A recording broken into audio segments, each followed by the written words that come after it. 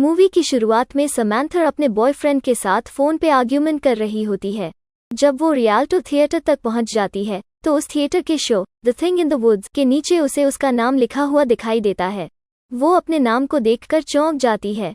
वो उस empty theatre में जाती है और अपनी सीट पे बैठ जाती है। मूवी शुरू होती है और उस मूवी में उसे दिखाया जाता है उसकी पूरी बॉडी पे खून लगा हुआ होता है और वो जंगलों में भागे जाती है। उसे वहां पे एक अननोन आदमी परस्यू कर रहा था जो कि वेल्डर के नाम से जाना जाता है। जब वो उस आदमी से दूर भाग रही होती है तो एक लाश उसके बीच में आती है और वो उस लाश के ऊपर गिर जाती है। वो उस आदमी से छिपने के लिए कामयाब हो जाती है और तभी उसका बॉयफ्रेंड जेसन वहां पर पहुंच जाता है और वो उसे यहां से भागकर अपनी लाइव्स बचाने के लिए कहता है। फिर रात में वो रोड तक पहुंचते हैं और उन्हें वहां पे एक कार दिखाई देती है जो कि उनकी तरफ आ रही थी। जेसन उस कार से हेल्प लेने के लिए उन्हें सिग्नल देता है जिससे कि वो यहां से भाग पाए और लकीली वो कार पुलिस की होती है।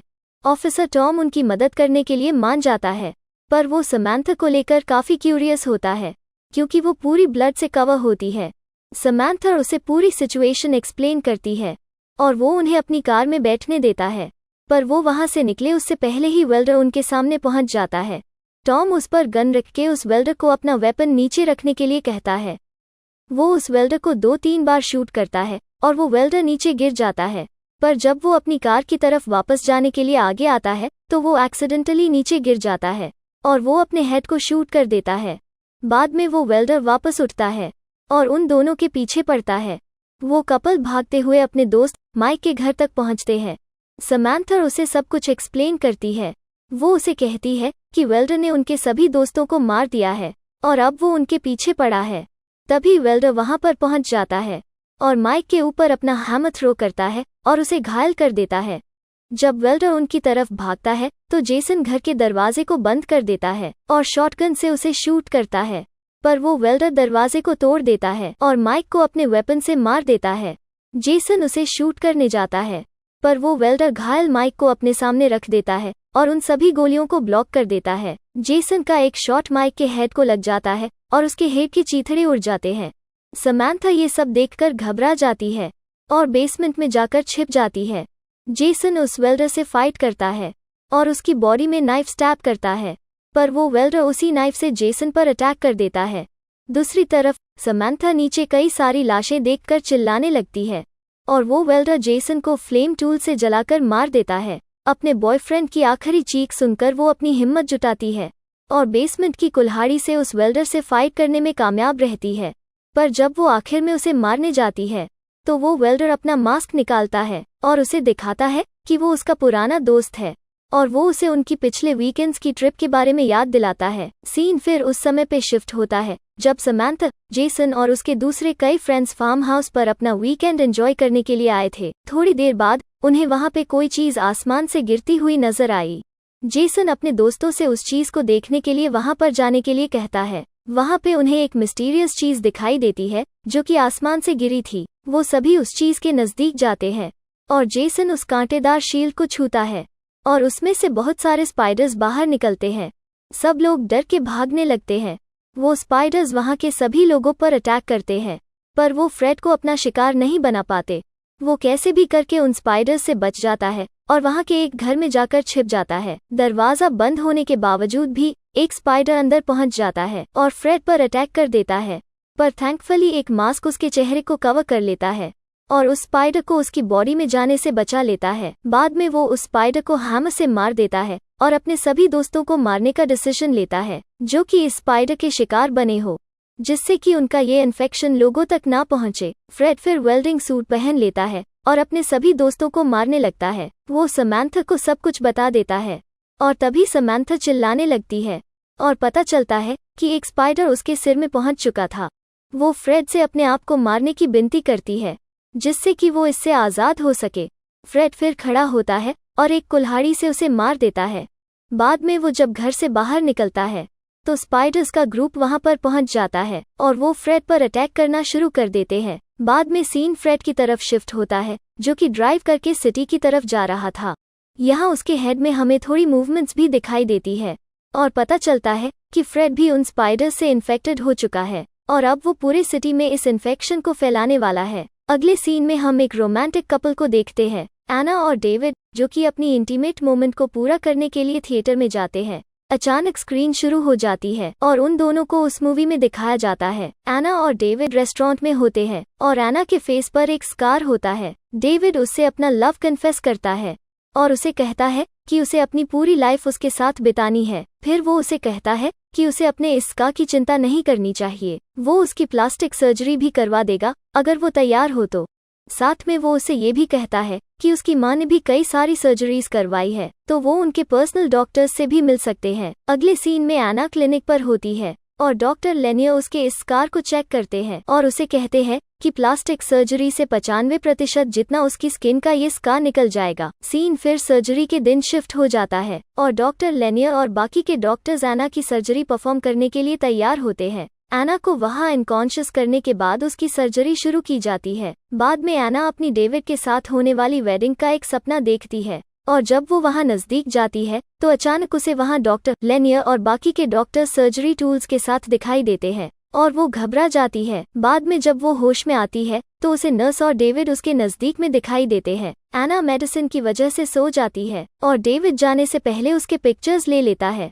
जब वो जागती है तो वो डॉक्टर से अपना फेस मिरर में देखने के लिए पूछती है, पर डॉक्टर उसे मना करते हैं और उसे फोन कॉल भी नहीं करने देते। फिर रात में एना अपने रूम से बाहर निकलती है और सिमोन को देखती है, जो कि कंप्यूटर में काम कर रही थी।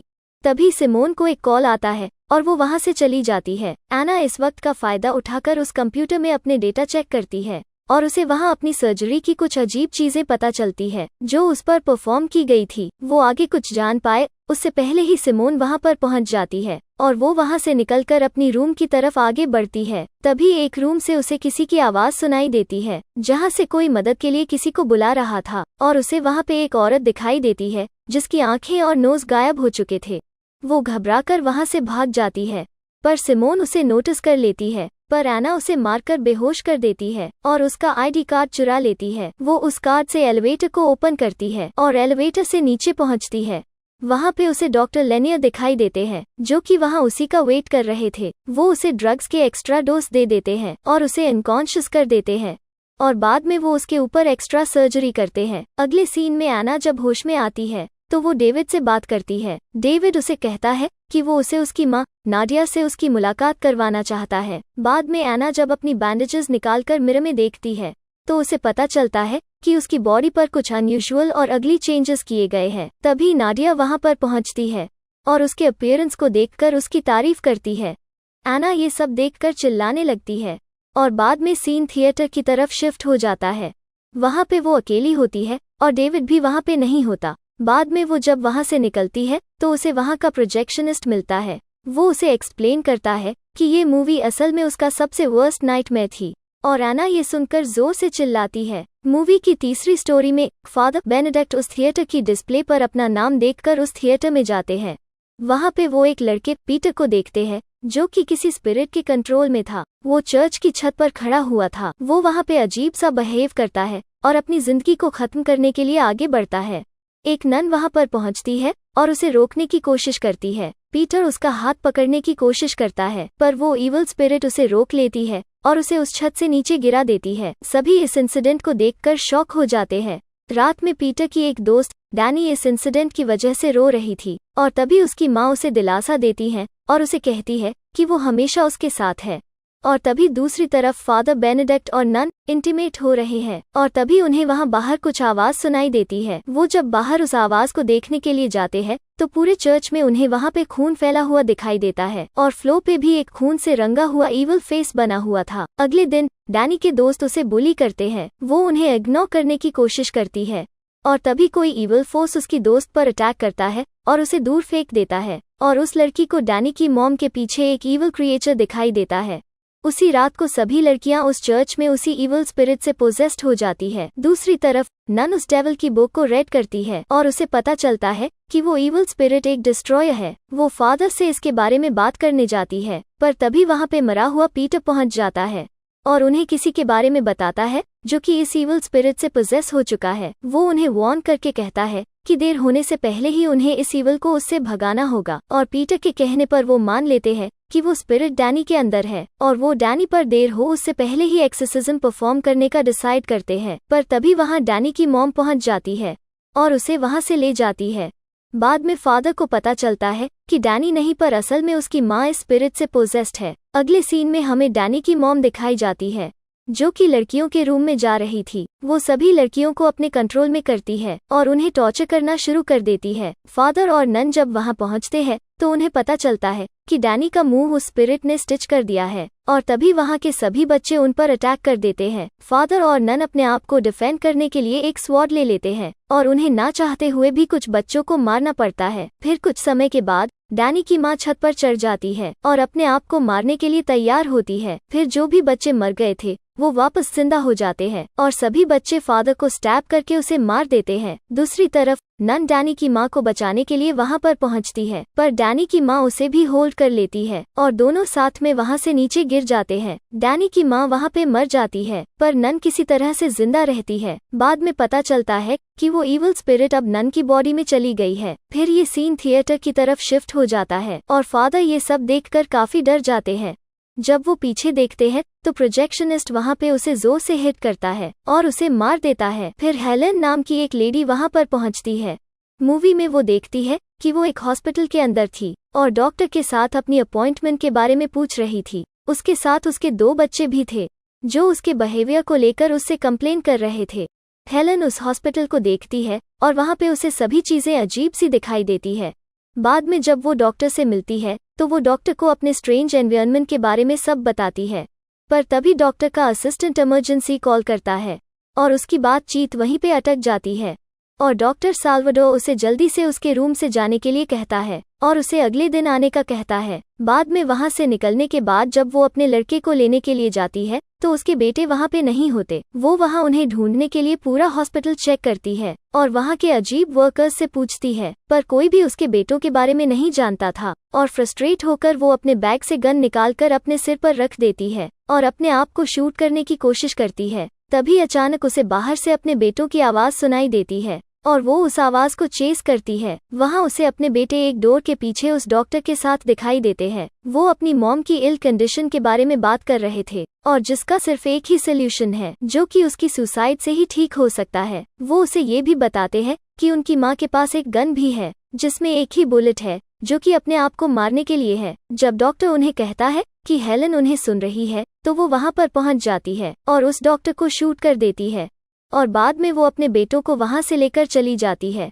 बाद में सीन थिएटर की तरफ पहुंच जाता है जहां पे हेलन अपने बैग में गन लेकर बैठी हुई थी और बाद में हमें थिएटर में से एक आखिरी गन शॉट सुनाई देता है। अगले सीन में हमें एक लड़का रायली दिखाई देता है जो कि सॉन्ग सुनते हुए रास्ते से जा रहा था। बीच में वो उस थिएटर को नोटिस करता है और अंदर चला जाता है। बाद में उसकी मूवी स्टार्ट होती है जहाँ पे वो एक फेमस पियानिस्ट है। वो ऑडियंस के सामने परफॉर्म कर रहा था और उसके पेरेंट्स भी वहाँ उसे एक्साइटमेंट से देख रहे थे। बाद में जब वो वहाँ से अपने घर निकलने के लिए तैयार होते हैं तो एक आदमी उनकी कार में घुस जाता है और रायली के ऊपर गन रख देता है। वो सभी को उस कार से बाहर निकलने के लिए कहता है और उन्हें अपने घुटने पर बैठने का कहता है और जब रायली के पिता उसे बचाने के लिए जाते हैं तो वो आदमी उसके पेरेंट्स को रायली के सामने शूट कर देता है। रायली उससे भागने की कोशिश करता है पर उसे भी वो किडनैपर शूट कर देता है। अगले सीन में रायली हॉस्पिटल में उठता है। जब वो डॉक्टर से अपनी माँ के बारे में पूछता है तो डॉक्टर उसे रेस्ट करने के लिए कहते हैं और उस हॉस्पिटल में उसे कुछ अजीब सी चीजें भी दिखाई देती है